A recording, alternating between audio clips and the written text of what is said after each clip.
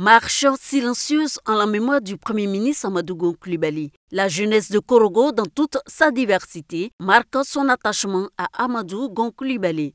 Une procession dans les rues de Korogo, du siège du RHDP jusqu'au domicile de la famille Gon. Pour les jeunes de Korogo, tout de blanc vêtus, cette marche est une action de reconnaissance aux valeurs d'union, de cohésion sociale et de rassemblement prônées par le défunt.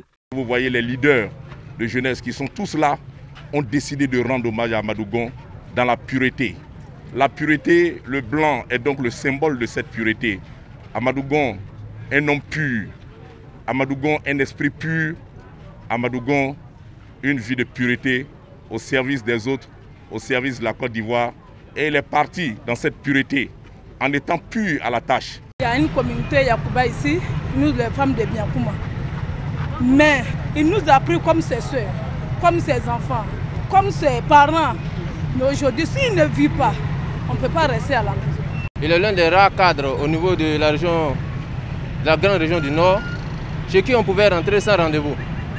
Dès qu'il était à Korogo, sa porte restait grandement ouverte et tout le monde pouvait y accéder pour pouvoir le rencontrer. C'est une grande perte pour nous. Les marcheurs sont accueillis au domicile familial d'Idjassa au quartier Soba par le député maire de Korogo, Lazanou Coulibaly, un proche de la famille. Nous devons pouvoir poser des actes qui vont nous permettre de suivre son exemple.